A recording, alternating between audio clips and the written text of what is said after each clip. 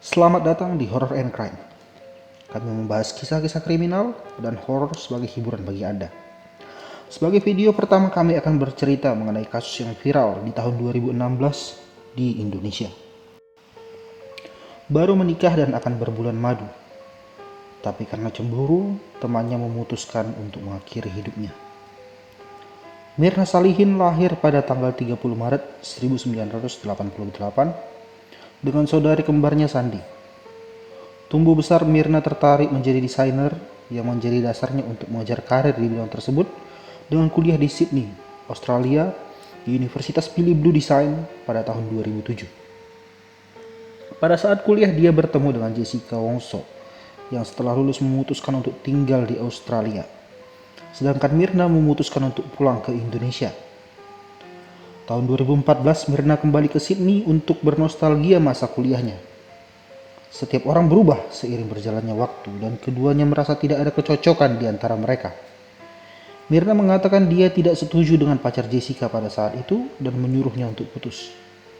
Tapi Jessica marah dan meninggalkan Mirna dari tempat mereka bertemu dan membiarkan Mirna membayar semua bilnya sendiri.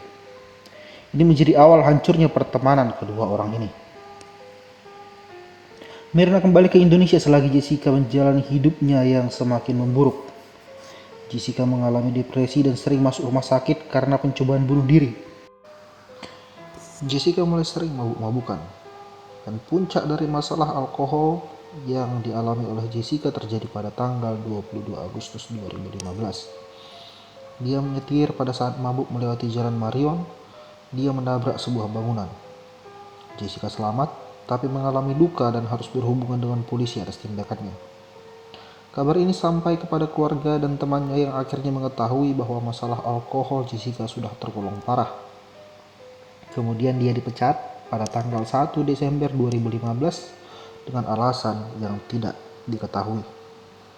Sementara itu kehidupan Mirna di Indonesia menuju ke arah yang lebih baik. Mirna dan pacarnya menikah di Bali pada bulan November 2015. Jessica tidak hadir di pernikahan mereka. Jessica sepertinya marah karena tidak diundang ke pernikahan Mirna. Jessica memutuskan untuk lari dari masalahnya di Australia dan pulang ke Indonesia pada akhir tahun 2015. 2 hari setelah sampai di Indonesia, Jessica mengajak Mirna untuk bertemu. Mirna ragu menemui Jessica sendiri, jadi suaminya menyuruhnya untuk membawa temannya yang lain bernama Hani. Ketiganya bertemu pada tanggal 6 Januari pukul 5 sore di salah satu kedai kopi di mall di Jakarta. Jessica menawarkan membeli minuman untuk mereka. Keduanya menolak tetapi Jessica memaksa. Pada hari yang sama, pada pukul 3.30 sore, sebelum jam janjian, Jessica terlihat di CCTV kedai kopi tempat mereka janjian. Setelah melihat lokasi kedai kopi, 2 menit kemudian dia keluar. Setelah keluar 42 menit kemudian, Jessica kembali dengan membawa 3 tas belanjaan. Tasnya bermerek Bath and Body Works, sebuah toko di mall yang sama yang tidak jauh dari kedai kopi tersebut. Setiap tas berisi botol sabun kecil. Jessica terlihat berjalan-jalan di sekitar kedai kopi secara mencurigakan melihat ke atas, seakan-akan mencari CCTV. Pada pukul 4.15, Jessica memesan ice Vietnamese coffee untuk Mirna dan minuman lain untuk dirinya sendiri dan Hani. Jessica kemudian menata 3 tas belanja tersebut di meja untuk menghalangi pandangan orang ke minuman yang sudah disediakan. Jessica juga memilih meja yang sulit terjangkau CCTV, namun CCTV tetap menangkap pergerakan minuman yang sudah ada di meja tersebut. Pada pukul 5.16 sore, sekitar 50 menit setelah minuman disediakan, Mirna dan Hani tiba di tempat. Keduanya menyapa dan memeluk Jessica lalu duduk di bangku. 15 menit kemudian Mirna minum kopi tersebut. 2 menit kemudian dia merasa kepanasan dan mengalami batuk. Mirna mengatakan bahwa kopinya terasa aneh dan menyuruh keduanya mencoba meminum minuman tersebut. Keduanya menolak. Semenit kemudian Mirna tidak sadarkan diri di bangkunya. Mirna kejang-kejang dan mengeluarkan buih dari mulutnya. Orang yang ada di sekitar mencoba menolong tanpa hasil. Selagi kedua temannya melihat kejadian tersebut, orang-orang di sekitar mulai memperhatikan sifat aneh Jessica karena dia langsung menuduh pihak kedai kopi memasukkan sesuatu ke kopi Mirna. Pemilik kedai kopi menyita kopi tersebut dengan niat menganalisanya nanti. Mirna dilarikan ke rumah sakit Abdi Waluyo yang berjarak sekitar 1 km.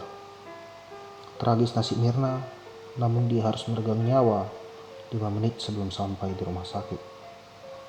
Suaminya bergegas untuk melihat Mirna, namun naas Mirna sudah tidak bernyawa. Istri yang baru dinikahinya selama beberapa minggu harus pergi meninggalkannya. Pada hari kematian Mirna, kedai kopi tersebut mengaku hanya menghidangkan 10 Vietnamese coffee dan tidak ada tanda-tanda aneh dari ke-9 pelanggan yang meminum kopi yang sama. Bagian forensik kemudian memeriksa kopi Mirna yang diambil oleh pihak kedai kopi. 3 hari kemudian dikonfirmasi bahwa kopi tersebut memiliki kandungan cyanida. Pada tanggal 10 Januari, pihak otopsi menemukan pendarahan di perut Jessica dan juga sisa cyanida yang memiliki komponen yang sama yang ditemukan di kopi yang diminum Mirna. Cyanida adalah senyawa yang mampu membunuh orang dewasa dalam hitungan menit jika dikonsumsi secara langsung. Cyanida menghalangi sel-sel dalam tubuh untuk mengantarkan energi dari oksigen, kemudian menyerang saraf dan jantung secara efektif, menyebabkan kematian secara cepat. Gejalanya termasuk kejang-kejang, kepanasan, dan muntah. Polisi yang menganalisis rekaman CCTV melihat perlakuan Jessica yang aneh. Jessica juga bertingkah aneh ketika pemakaman Mirna. Dia sama sekali tidak menunjukkan perasaan sedang berduka. Jessica, yang pada saat itu berkebangsaan Australia, membuat polisi Indonesia khawatir kalau Jessica akan lari. Pada tanggal 30 Januari 2016, Jessica ditangkap atas dugaan pembunuhan berencana. Persidangan dimulai 4,5 bulan kemudian pada tanggal 15 Juni. Pada renggang waktu itu, polisi menemukan beberapa hal baru terkait kasus ini. Seorang detektif menanyai bos lama Jessica di Australia yang bernama Christy. Christy mengaku bekerja bersama Jessica selama 8 bulan dan sangat mengenal Jessica. Christy berpendapat bahwa Jessica memiliki sifat buruk dan aneh. Dia juga cenderung membenci orang-orang di sekitarnya. Christy berpendapat bahwa dia tidak meragukan jika Jessica melukai atau bahkan mampu membunuh orang lain. Jessica bahkan pernah bercerita kepada Christy kalau dia bisa meracuni dan membunuh seseorang jika dia mau, bahkan sampai mengancam untuk membunuh Christy dan keluarganya. Polisi Indonesia kemudian menghubungi polisi federal Australia. Mereka meminta rekam jejak Jessica selama berada di Sydney. Pada awalnya pemerintah Australia ragu mengenai pembeberan informasi mengenai warganya sendiri. Namun, Australia yang sudah meniadakan hukuman mati setuju untuk membantu investigasi polisi Indonesia dengan syarat bahwa Jessica tidak boleh dihukum mati sesuai dengan hukum Indonesia. Polisi federal Australia kemudian menunjukkan data bahwa Jessica telah melakukan pencobaan bunuh diri sebanyak 4 kali sampai harus dilarikan ke rumah sakit. Jessica juga pernah terlibat pengancaman terhadap teman satu tempat kerjanya. Jessica juga dilaporkan oleh pacarnya atas tuduhan kekerasan karena telah merusak mobil pacarnya secara sengaja. Namun karena kurang bukti, Jessica dilepaskan. Pengadilan yang dimulai di pertengahan Juni tersebut menjadi viral di seluruh Indonesia. Pada masa pengadilan, pengacara Jessica menentang keras tindakan polisi Indonesia yang bekerja sama dengan polisi Australia dengan alasan tidak etisnya pembeberan data pribadi dan menggunakan kasus lain sebagai pendukung kasus pembunuhan tersebut. Namun jaksa berpendapat bahwa rekam jejak Jessica yang penuh kekerasan di Australia hanya mengkonfirmasi tindakan Jessica yang tadinya memang sudah penuh kekerasan dan tidak berhubungan secara langsung dengan kasus pembunuhan. Jaksa kemudian berfokus pada rekaman CCTV yang menyiratkan bahwa Jessica menaruh sesuatu di kopi Mirna. Jessica juga terlihat mencari-cari kamera CCTV sebelum duduk di bangku dan menyusun tas di meja untuk menutup pandangan kamera CCTV. Memesan kopi jauh sebelum jam yang dijanjikan mereka bertemu, dan Jessica juga terlihat melihat ke belakang sebelum mengambil sesuatu dari tasnya dan menggerakkan tangannya di sekitar area kopi. Dia mencoba kopi Mirna dan terlihat ceria setiap beritanya diliput setelah kematian Mirna. Ada 2 hal penting yang tidak ditemukan dalam kasus ini. Yang pertama, tidak ditemukannya bukti bahwa Jessica menaruh cyanida ke kopi Mirna. Ini terjadi karena Jessica tidak ditangkap pada hari kejadian dan dia membuang celana yang dia pakai pada hari itu. Yang kedua, tidak diketahui dari mana Jessica mendapatkan cyanida karena zat tersebut tidak diperjualbelikan tanpa hak khusus untuk seorang ahli kimia dan sulit untuk didapat, terutama di Indonesia. Hal ini menjadi pembelaan dari pihak Jessica karena tidak ada bukti yang menghubungkan secara langsung Jessica yang menaruh cyanida ke kopi Mirna. Biarpun demikian, Jessica diputuskan bersalah atas pembunuhan Mirna Salihin pada tanggal 27 Oktober 2016.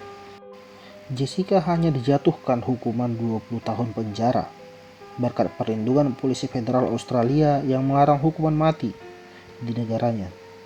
Dia berterima kasih kepada Badan Polisi Australia dan mengatakan bahwa hukuman yang dijatuhkan hakim Indonesia tidak sesuai. Hakim mengatakan bahwa tindakan Jessica itu keji karena dia tidak menunjukkan sedikit pun rasa bersalah.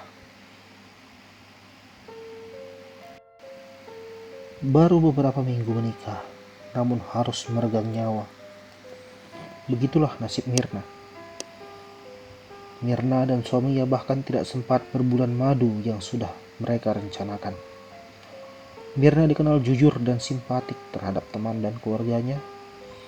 Dia sering dikatakan sebagai orang yang baik oleh orang yang di sekitarnya. Namun hidupnya harus selesai pada umur 27 tahun, sementara suaminya kembali ke Melbourne, Australia.